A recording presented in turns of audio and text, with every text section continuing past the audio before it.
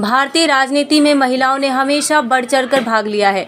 यही वजह थी कि आज़ादी के बाद तमाम महिला हस्तियां उभरकर सामने आई, जिनमें इंदिरा गांधी, सरोजिनी नायडू और सुचेता कृपलानी जैसी महिला राजनीतिज्ञों ने देश का गौरव बढ़ाया।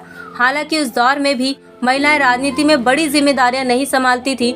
ऐसे में उस दौर में किसी महिला का मुख्यमंत्री के रूप में सामने आना बहुत बड़ी बात थी। तो चलिए जानते हैं आखिर सुचेता को पीएम की कुर्सी कैसे मिली।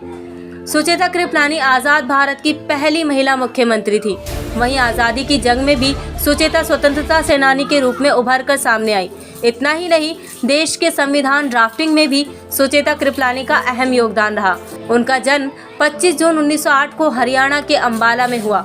सुचेता बंगाली परिवार से थी। उनके पिता का नाम NS मजूमदार, जो कि ब्रिटिश सरकार के अधीन एक डॉक्टर थे। उनकी शिक्षा दिल्ली विश्वविद्यालय के इंद्रप्रस्थ और सेंट स्टीफन कॉलेज से हुई। पढ़ाई पूरी करने के बाद सुचेता ने बनारस हिंदू विश्वविद्यालय में लेक्चरर का काम किया। साल 1936 में उनकी शादी सोशलिस्ट लीडर आचार्य जीवतराम भगवान दास कृपलानी से हुई। शादी के बाद सुचेता आज़ादी की लड़ाई में सक्रिय हो गई।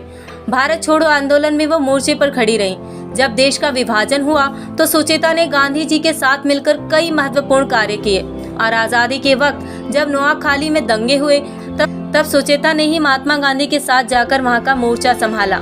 सुचेता कृपलानी, जिनका उत्तर प्रदेश से दूर दूर तक कोई नाता नहीं था और वे बंगाली थी, साथ ही वे दिल्ली में पड़ी थी। उन्हें सिटिंग मुख्यमंत्री को हटाकर CM बनाया गया। इसके पीछे की कहानी काफी दिलचस्प है। दरअसल आज़ादी के बाद देश में कांग्रेस की सत्ता थी, लेकिन एक वक्त ऐसा आया जब पार्टी के लोग ही नेहरू की सत्ता को चुनौती देने लगे। चुनौती देने वाले नेताओं में यूपी का एक बड़ा नाम CB गुप्ता यानी चंद्रभानु गुप्ता का था। राज्य के अंदर गुप्ता का नाम इतना मशहूर था कि दिल्ली में बैठे नेता असुरक्षित महसूस करने लगे थे। उन्हें CM पद से हटाने के लिए 1963 में कांग्रेस कामराज प्लान लेकर आई। इस प्लान के तहत पुराने लोगों को अपना पद छोड़ना था ताकि देश के हर राज्य में पार्टी को मजबूत किया जा सके। इसी प्लान के तहत साल 1963 में CB गुप्ता ने नेहरू के कहने पर इस्तीफा तो दे दिया, लेकिन तब तक पार्टी के अंदर फूट पड़ गई थी। कांग्रेस 2 धड़ों में विभाजित हो गई थी। वहीं CB गुप्ता के इस्तीफे के बाद समस्या आई कि सूबे का अगला CM किसे बनाया जाए।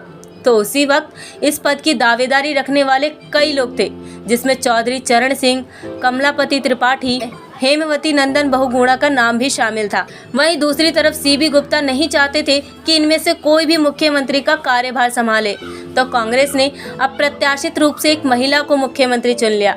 इससे पहले देश के किसी राज्य में महिला ने CM पद का कार्यभार नहीं संभाला था और इस तरह सुचेता बनी देश और यूपी की पहली महिला CM।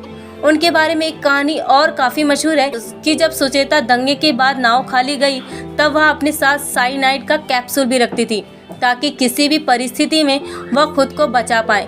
इसका एक कारण यह भी था कि उस वक्त महिलाओं के साथ कभी भी रेप और लूटपाट जैसी घटनाएं होती रहती थी। आखिरकार साल 1974 का वो समय भी आया जब सुचेता ने दुनिया को अलविदा कह दिया।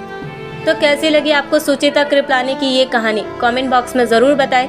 वीडियो पसंद आई हो तो लाइक करना बिल्कुल ना भूलें। साथ ही सब्सक्राइब करें हमारे चैनल को।